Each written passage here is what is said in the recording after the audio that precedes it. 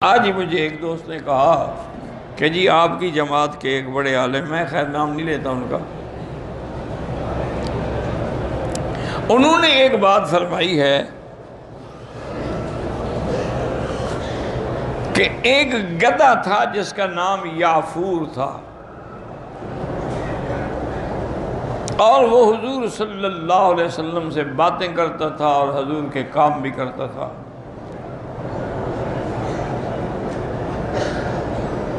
انہوں نے کہا کہ میں چونکہ وہ اتنے بڑے آدمی ہیں، اتنے بڑے بزرگ ہیں، اتنے بڑے خطیب ہیں، ان کی بات کو ٹھکرا نہیں سکتا، لیکن میرا عقل یہ بات تسلیم کرنے کے لیے تیار نہیں۔ انہوں نے بڑی تفصیل سے واقعہ بیان کیا ہے کہ خیبر کے بعد حضور صلی اللہ علیہ وسلم تشریف فرما تھے کہ ایک گدھا حاضر ہو گیا۔ اور انہوں نے کہا حضور میں بڑا نسلی گدھا ہوں، تمام انبیاء نے اپنے اپنے دور میں مجھ پہ سواری کی ہے،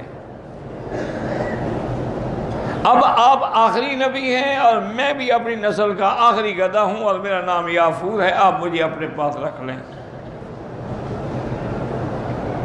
تو حضور پاک نے اس کو رکھ لیا۔ جب آپ کا کوئی خادم قریب نہ ہوتا اور آپ نے کسی کو بلانا ہوتا، مثلا سیدنا ابو بکر کو بلانا، تو یافور کو کہہ دے یافور جاؤ ابو بکر کو بلا کے لے آؤ۔ وہ دوڑتا اور جا کے ابو بکر کے دروازے پہ ٹکریں مارنی شروع کر دیتا۔ جب وہ اندر سے آواز سنتے کہ کون ہے تھی بے وقوفی والی تو دروازہ کھولتے تو یافور کھڑے، وہ سمجھ جاتی کہ ہاں حضور نے بلایا ہے۔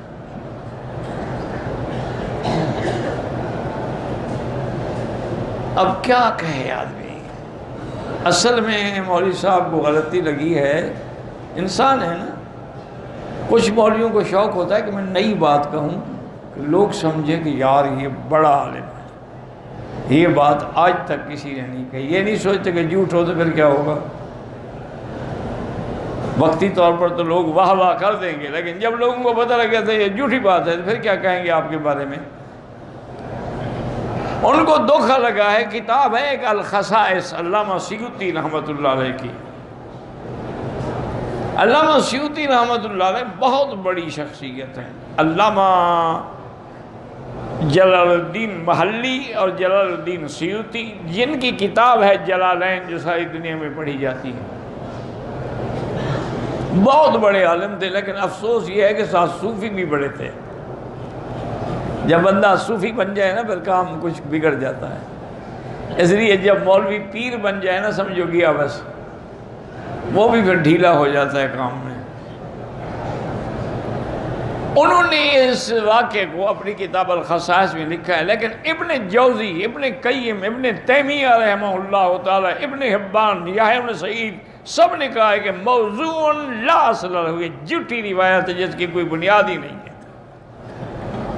سب نے اس کی تردید کی۔ اچھا ایک کتاب میں آگے سیوطی صاحب کو بھی تسلی ہوئی تو انہوں نے بھی کہہ دیا کہ ہاں یہ جھوٹی روایت ہے۔ بھئی اللہ کے بندے پر تم نے لکھی کیوں؟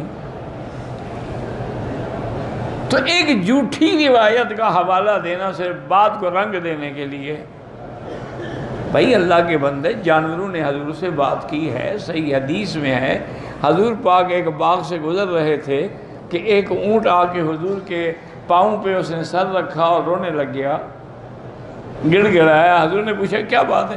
انہوں نے کہا مالک مجھ سے کام زیادہ لیتا ہے اور کھانے کو نہیں دیتا۔ تو اس نے بات کی، حضور نے مالک کو بلایا، تنبیہ کی، اس نے کہا جی آئندہ میں کبھی غلطی نہیں کروں گا۔ تو جانور بات کرتے تھے حضور سے، یہ کوئی بڑی بات نہیں ہے۔ چیونٹی نے حضرت سلیمان علیہ السلام کے ساتھ بات کی، ہدہد نے بات کی، یہ کوئی بڑی بات نہیں، ہم مانتے ہیں۔ جب حجۃ الوداع کا موقع تھا تو اس وقت 100 اونٹ حضور نے ذبح کرنا تھا۔ صحابہ کہتے ہیں ہم دیکھ رہے تھے کہ ہر اونٹ اپنی گردن آگے کرتا تھا کہ میں حضور کے ہاتھوں سے ذبح ہو جاؤں۔ یہ حقائق ہیں، اس کا کوئی، لیکن جو واقعہ جھوٹ ہو اس کو نبی کی طرف منسوب کرنا یہ تو بہت بڑا جھوٹ ہے۔ یہ واقعہ جو ہے یافور والا، یہ 100% جھوٹ۔ تو بعض روایات ایسی آ جاتی ہیں اللہ تبارک و تعالی رحمت فرمائے۔ اسی لیے ہمارے علماء کا، محققین کا فیصلہ ہے، یاد رکھو کہ اگر قرآن و حدیث کی بات ہے تو آمنا و صدقنا، اگر کتب متقدمہ کی بات ہے، سابقہ کتابوں کی، اب جیسے دیکھیں نا کہ انجیل، 4 انجیل ہو گئے، پتہ نہیں کس انجیل کی بات مانیں گے، اور چاروں انجیل اللہ کے طرف سے نہیں ہیں، ان کے شاگردوں نے لکھے ہیں، ان میں ایک بھی اللہ کی طرف سے نہیں ہے، شاگردوں نے لکھا ہے، اس میں واہی تھی باہی بھی سب لکھ دیے۔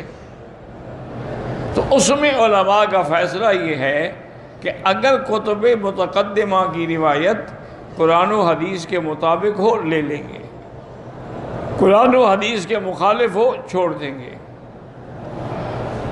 اگر نہ مخالف ہے نہ موافق ہے تو ہم نقل کر دیں گے، لیکن لا نصدقہ ولا نکذبہ، نہ کہیں گے سچی ہے نہ کہیں گے جھوٹی ہے، صرف نقل کر دیں گے۔ تو اس لیے ہمیشہ احتیاط رکھا کریں۔ بہرحال وہ بزرگ چونکہ زندہ ہیں، اللہ سلامت رکھے، اللہ ان کو توفیق دے کہ کچھ باتیں جو انہوں نے ایسی فرمائی ہیں اس کی اصلاح کر دیں۔ اصل مشکل یہ ہوتی ہے نا جی کہ جیسے دودھ ہے، بڑی طاقت والی چیز ہے نا جی، تو اس کا ہضم کرنا بھی تو آسان نہیں ہوتا نا، تو اسی طرح علم بھی بڑی طاقت والی چیز ہے، اور جب اللہ علم دیتا ہے اور عزت دیتا ہے، پھر عزت کو قابو رکھنا جو ہے نا وہ بڑا مشکل ہوتا ہے، پھر آدمی باہر نکلتا ہے، ورنہ تو اللہ معاف کرے، اللہ معاف کرے، اللہ معاف کرے۔ بہت ساری ایسی روایات ہیں جو ہماری کتابوں میں لکھی ہوئی ہیں، لیکن وہ روایات یا ضعیف ہیں یا موضوع ہیں، یہ تو محدثین کا کام ہے نا، وہ دیکھتے ہیں۔